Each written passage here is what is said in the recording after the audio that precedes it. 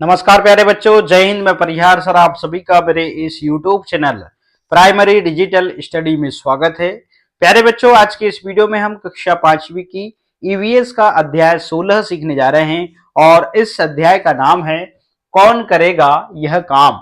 आप सभी को कक्षा 5वीं की ईवीएस की बुक ओपन करना है और अध्याय आपको 16 निकाल लेना है। वीडियो को आप शुरू से लेकर अंत तक जरूर देखें क्योंकि इस वीडियो के माध्यम से आप अध्याय 16 सीखने जा रहे हैं। बिना देर किए हम वीडियो की शुरुआत करते हैं और इस अध्याय को हम पढ़ना प्रारंभ करते हैं। बीच में जो भी प्रश्न आएंगे उन्हें हम कंप्लीट करते हुए आगे बढ़ेंगे। तो जैसा कि आप स्क्रीन में देख रहे हैं, यह अध्याय 16 है और इस अध्याय का नाम कौन करेगा यह काम।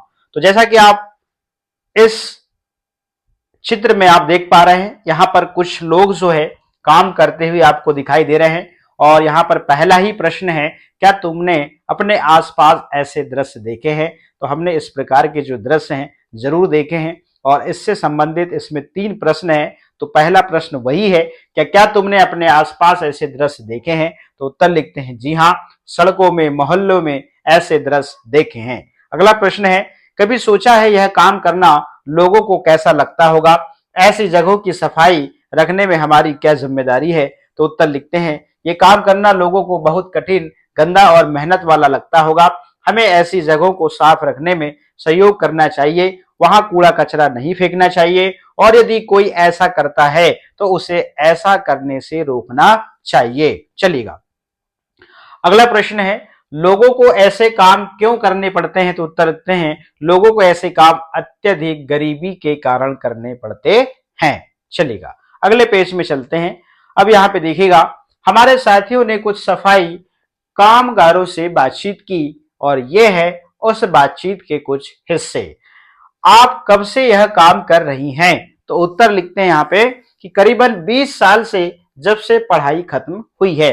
अगला प्रश्न है, आगे क्यों नहीं पढ़ी? कुछ और काम मिल जाता। तो उत्तर लिखते हैं, पढ़ने के लिए पैसे चाहिए, वैसे भी पढ़कर हमारे कई लोग ऐसा ही काम करते हैं।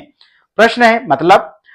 उत्तर लिखते हैं, बाप दादाओं से, उनसे भी पहले से हमारे समाज के ज्यादातर लोग यह काम कर रहे हैं। डिग्री लेकर भी दूसरी नौकरी नहीं मिलती तो यही काम कर रहे हैं। ऐसा क्यों? तो प्रश्न का उत्तर है, ऐसा ही है, हमारे पूरे शहर में यह काम करने वाले सभी लोग हमारे ही समाज के हैं, हमेशा से ऐसा ही होता आया है। इस प्रकार से यहाँ पर सफाई कर्मियों से जो बातचीत हुई वो यहाँ पर लिखा हुआ है। अब यहाँ पे इससे संबंधित प्रश्न है। चलिएगा, तो प्रश्न, जो लोग तुम्हारे घर और स्कूल के आसपास की सफाई करते हैं उनसे बातचीत करो और लिखो। यहाँ पर है प्रश्न, वे कब से यह काम कर रहे हैं? तो उत्तर लिखते हैं, वह यह काम बचपन से कर रहे हैं। अगला है, कहां तक पढ़े हैं? तो उत्तर लिखते हैं, दूसरी तीसरी कक्षा के आगे नहीं पढ़े और कुछ तो बिल्कुल अनपढ़ हैं। अगला प्रश्न है, क्या उन्होंने और कोई काम ढूंढने की कोशिश की? तो उत्तर लिखते हैं, जी नहीं, उन्होंने अपने पिताजी को यही करते देखा, इसलिए कोई और काम ढूंढने की कोशिश नहीं की। अगला प्रश्न है, क्या उनके परिवार के बड़े बूढ़े भी यही काम करते थे? तो उत्तर लिखते हैं, जी हाँ, उनके परिवार के बड़े बूढ़े भी यही काम करते थे। अगला प्रश्न है, उनको इस काम में क्या परेशानियां आती हैं? तो उत्तर लिखते हैं, उनको इस काम को करने में बहुत घिन आती है, गंदगी के कारण सिरदर्द, उल्टी तथा अन्य बीमारियां भी हो जाती हैं। चलिएगा, अगले पेज पे चलते हैं। इस चित्र में किस तरह के काम किए जा रहे हैं? 5 कामों के नाम लिखो। आप देख रहे हैं यहाँ पर चित्र में आपको देखना है और कौन क्या कर रहा है इसको भी आपको देखना है। फिर इसके बाद में आपको इन प्रश्नों के जो उत्तर हैं इस प्रकार से लिखने हैं। तो इस चित्र में किस तरह के काम किए जा रहे हैं? तो हम 5 काम लिखते हैं उत्तर। पाठ्यपुस्तक पृष्ठ क्रमांक 149 में दिए गए चित्र में बहुत से काम किए जा रहे हैं। अब 5 कामों के नाम हमको लिखना है। तो पहला है ठेला चलाना, बच्चों को पढ़ाना, ट्रैफिक पुलिस बनना, मरीजों की जांच करना और सब्जी व फल बेचना। ठीक है ना? चलिए, अगला प्रश्न, इस चित्र में दिखाए गए कामों में से कोई 5 काम तुम्हें करने हो तो तुम कौन कौन से काम चुनोगे? तो उत्तर लिखते हैं, पाठ्यपुस्तक पृष्ठ क्रमांक 149 में दिए गए चित्र में से निम्नलिखित कामों को चुनेंगे। पहला, अध्यापिका या फिर अध्यापक का काम करना, फिर डॉक्टर या फिर कलाकार या कंप्यूटर ऑपरेटर या फिर दुकानदार। इन कामों को इसलिए चुनेंगे क्योंकि इनमें इज्जत और पैसा दोनों ही है। चलिएगा, अगला प्रश्न है, इनमें से कोई 5 काम तुम नहीं चुनोगे, क्यों? तो इन 5 कामों को हम कभी भी नहीं चुनेंगे। पहला, झाड़ू लगाना, मजदूरी करना, चौकीदारी करना, ड्राइवर का काम, कूड़ा बीनना, क्योंकि इन कामों में इज्जत और पैसा दोनों ही नहीं है और यह काम हमें समाज में कुछ खास स्थान भी नहीं दिला पाएंगे। ठीक है, चलिएगा अब हम चलते हैं अगले पेज में। चर्चा करो, कल्पना करो। अब देखिएगा इससे संबंधित प्रश्न है, तो यहाँ पे ये 3 प्रश्न है। अब देख रहे हैं यहाँ पर कचरा साफ करने के कुछ अलग तरीके, जैसे मशीन या और कोई तरीका सोचो जिससे लोगों की नापसंद काम न करना पड़े। अपने सोचे गए तरीकों को चित्र बनाकर दिखाओ। आप देख रहे हैं आजकल अब सफाई के लिए बहुत सारी मशीनरी आ गई हैं, तो अब उनको भर ऑपरेट करना होता है। अब इवन की सफाई भी जो है मशीनों से होने लगी है। ऊपर के 3 प्रश्न हैं, चलिएगा इसको भी पढ़ लेते हैं। ये चित्र भी बच्चों ने बनाए हैं। क्या ऐसे हालात बदलने की कोशिश किसी ने की? हाँ, कोशिश तो कई लोगों ने की, आज भी करते हैं, पर बदलाव लाना आसान नहीं है। ऐसे लोगों में से एक थे महात्मा गांधी, और गांधी जी के बहुत करीब के साथी थे महादेव भाई देसाई, जिनका बेटा है नारायण, और नारायण का बचपन गांधी आश्रम में गुजरा था, और यह किस्सा उन्हीं की किताब से लिया गया है। चलिएगा अब ऊपर प्रश्न था, तुम्हारी समझ में किस तरह के काम करना लोग पसंद नहीं करते, क्यों? तो इसका उत्तर लिखते हैं, साधारणतः लोग झाड़ू लगाना, कूड़ा बीनना या संडास साफ करना, चौकीदारी करना, रंग रोगन करना आदि काम पसंद नहीं करते, क्योंकि इन्हें करने के लिए गंदगी में रहना पड़ता है और समाज में इन कामों को करने वालों को इज्जत नहीं मिलती, इसलिए लोग इस तरह के काम करना पसंद नहीं करेंगे। अगला प्रश्न है, फिर इस तरह के काम कौन करता है और ये लोग ऐसे काम क्यों करते हैं जिन्हें कोई भी करना पसंद नहीं करता? तो उत्तर लिखते हैं, ऐसे काम ज्यादातर बिना पढ़े लिखे गरीब लोग करते हैं, क्योंकि पढ़े ना होने के कारण इनको कोई नौकरी नहीं मिलती, इसलिए मजबूरन इन्हें ये काम करने पड़ते हैं। प्रश्न क्रमांक 3, अगर कोई भी यह काम ना करे तो क्या होगा? यदि एक हफ्ते तक कोई भी तुम्हारे स्कूल या घर के आसपास फैला कचरा साफ ना करे तो क्या होगा? तो उत्तर लिखते हैं, अगर कोई भी यह काम ना करे तो हमारे चारों तरफ गंदगी फैल जाएगी। एक हफ्ते तक कूड़ा कचरा साफ ना हुआ तो गंदगी व कचरे के कारण मच्छर, मक्खी तथा कई कीड़े उत्पन्न हो जाएंगे और कई बीमारियां फैल जाएंगी, जिसके कारण हमारा जीवन मुश्किल हो जाएगा। इस प्रकार से आपको इन प्रश्नों के उत्तर लिखना है। अब हम चलते हैं अगले पेज में। तो पुरानी यादें, नारायण यानी बाबला जब 11 साल के थे तब गुजरात के साबरमती आश्रम में उन्हें अलग अलग काम करने पड़ते थे। उनमें से एक था आने वाले मेहमानों को टॉयलेट की सफाई का काम सिखाना। तब के टॉयलेट में नीचे टोकरियां रखी होती थी जिनमें संडास की गंदगी गिरती थी, फिर उस जगह को साफ भी करना पड़ता था और इन टोकरियों को हाथों से उठाकर ले जाना होता था। आमतौर पर इस काम को एक ही समाज के लोगों को ही करना पड़ता था, पर गांधी आश्रम में खाद बनाने वाले गड्ढे तक टोकरियों से ले जाने का यह काम सभी को करना पड़ता था, फिर वह कोई भी क्यों ना हो। नारायण को याद है कि कई लोग इस काम को टालने की कोशिश करते थे, कुछ तो इस काम से डरकर आश्रम छोड़कर भाग जाते। एक बार गांधी जी महाराष्ट्र के वर्धा शहर के पास एक गांव में रहने गए। एक गांव था तो वर्धा शहर के पास, लेकिन फिर भी शहर की सुविधाओं से परे था। गांव में गांधी जी, महादेव भाई और उनके साथी संडास की सफाई का काम करने लगे। कई महीने बीत गए। एक दिन सुबह के समय गांव के बाहर की गंदी संडास की तरफ से एक आदमी लोटा लेकर आ रहा था। जब उसने महादेव भाई को देखा तो बोला, उस तरफ ज्यादा गंदगी है, वहां सफाई करो। यह देख बाबला को बहुत हैरानी हुई और गुस्सा भी आया। उसने सोचा, गांव वाले तो यह समझ रहे हैं कि यह काम उनका नहीं बल्कि गांधी जी और उनके साथियों का ही है, यह बात ठीक नहीं। उसने गांधी जी से यह पूछा तो वे बोले, छुआछूत का भेदभाव छोटी सी बात नहीं है, उसे मिटाने के लिए कड़ी मेहनत की जरूरत है।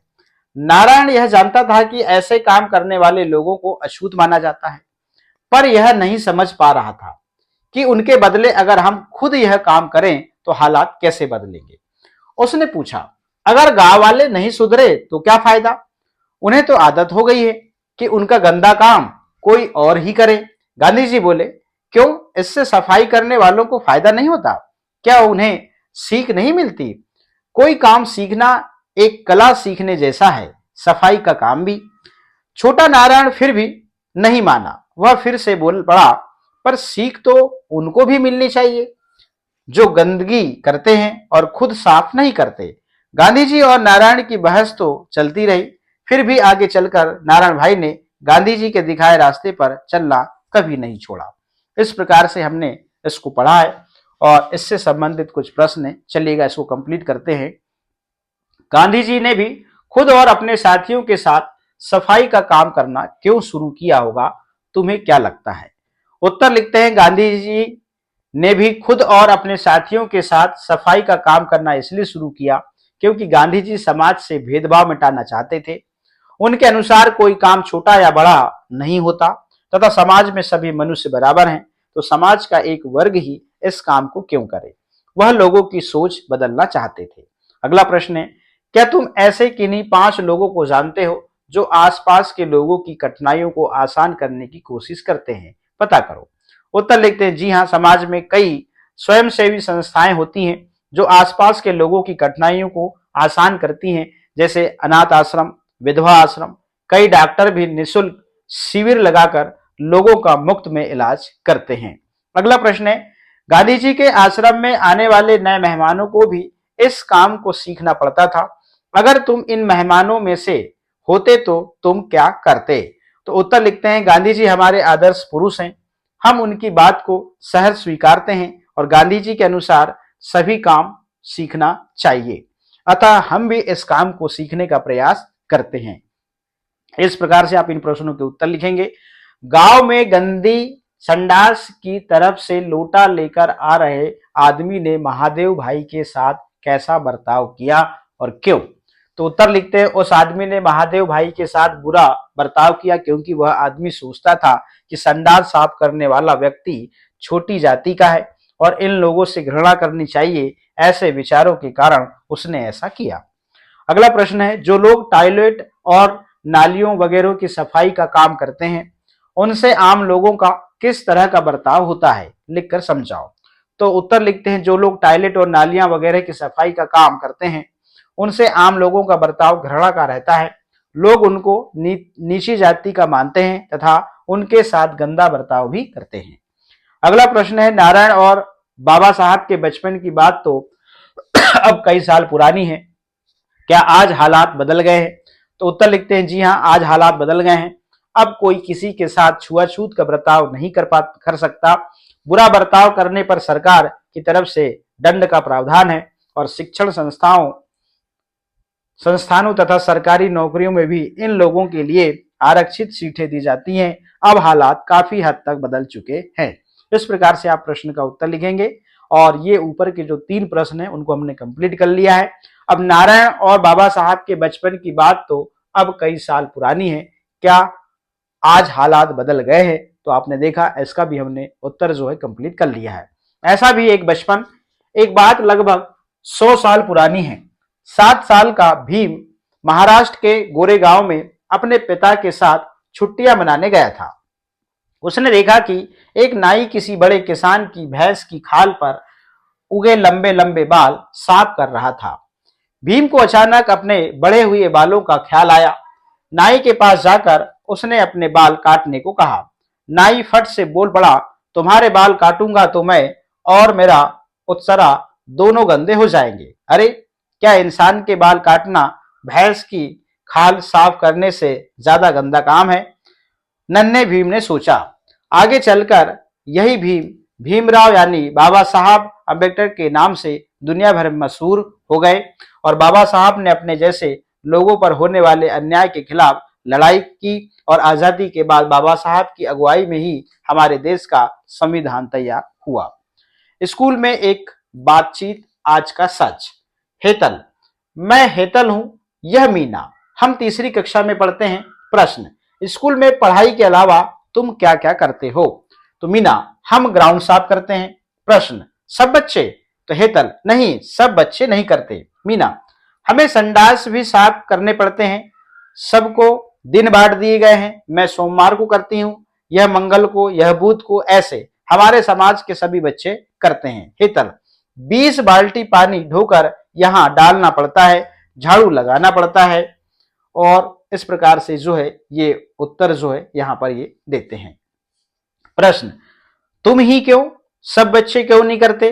तो हेतल, हमको ही करना पड़ता है, नहीं किया तो मार पड़ती है। इस प्रकार से यहाँ पे ये एक स्कूल की बात लिखी हुई है और यहाँ पे ये प्रश्न है। इन प्रश्नों को हम कंप्लीट करते हैं, चलेगा। तुम्हारे स्कूल की सफाई कौन करता है, क्या क्या साफ करना पड़ता है? तो उत्तर लिखते हैं, हमारे स्कूल की सफाई स्कूल के सफाई कर्मचारी करते हैं। वह स्कूल के सभी टॉयलेट, कमरे तथा मैदान साफ करते हैं। अगला प्रश्न, क्या तुम्हारे जैसे बच्चे इसमें मदद करते हैं? अगर हाँ तो किस तरह की? जी हाँ, स्कूल के बच्चे उनकी मदद करते हैं। बच्चे कूड़ा कूड़ेदान में डालते हैं। साथ ही सभी बच्चे अपनी कक्षा भी गंदी नहीं करते। अगला प्रश्न, अगर मदद नहीं करते तो क्यों नहीं? कक्षा के कुछ बच्चे मदद नहीं करते क्योंकि वे आलसी और गंदे बच्चे हैं। अगला प्रश्न, क्या सभी बच्चे सभी तरह के काम करते हैं? तो उत्तर लिखते हैं, जी नहीं, कुछ बच्चे कई कामों को गंदा समझते हैं, वह वे काम नहीं करते। अगला प्रश्न, काम करने के लिए क्या क्लास की पढ़ाई छूट जाती है?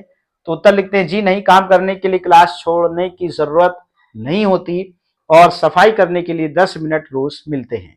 अगला प्रश्न, क्या लड़के और लड़कियां एक ही तरह के काम करते हैं? उत्तर लिखते हैं, जी हाँ, दोनों एक ही तरह के काम करते हैं। घर में तुम किस तरह के काम करते हो? तो उत्तर लिखते हैं, घर के सारे कामों में हम सहयोग करते हैं, जैसे सूखे कपड़े उठाकर लाना, बिस्तर झाड़कर बिछाना, मेहमानों को पानी पिलाना आदि।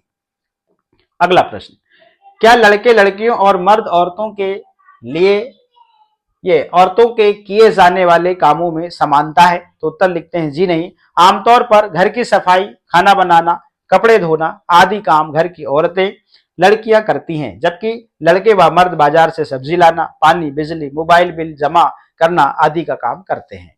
अगला प्रश्न, क्या तुम इसमें कुछ बदलाव लाना चाहोगे और किस तरह का? उत्तर लिखते हैं, जी हाँ, काम करने में किसी भी प्रकार का भेदभाव नहीं करना चाहिए।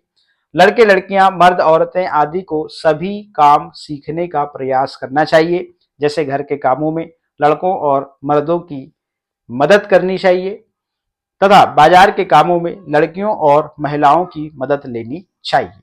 अगला प्रश्न, क्या समाज में लोगों द्वारा किए जाने वाले सभी कामों को एक ही तरह से देखा जाता है? अगर नहीं तो क्यों, और क्या बदलाव होना जरूरी है? तो उत्तर लिखते हैं, जी नहीं, समाज में लोगों द्वारा सभी कामों को एक ही तरफ से नहीं देखा जाता, क्योंकि उनकी सोच आज भी पुरानी है। आज भी टॉयलेट, सीवर आदि साफ करने वालों को लोग छोटा आदमी समझते हैं, परंतु ऐसा नहीं होना चाहिए। समाज के सभी वर्गों को एक समान समझना चाहिए। शिक्षा के माध्यम से सभी में समानता लाई जा सकती है और सभी के लिए शिक्षा अनिवार्य कर देनी चाहिए, तभी समाज में एक अच्छा बदलाव आएगा। अगला प्रश्न, गांधी जी के पसंदीदा भजनों में से एक भजन का छोटा सा हिस्सा नीचे दिया गया है। यह भजन गुजराती भाषा में है। अपने आसपास के लोगों की मदद लेकर इस भजन का मतलब पता करो और उसके बारे में सोचो।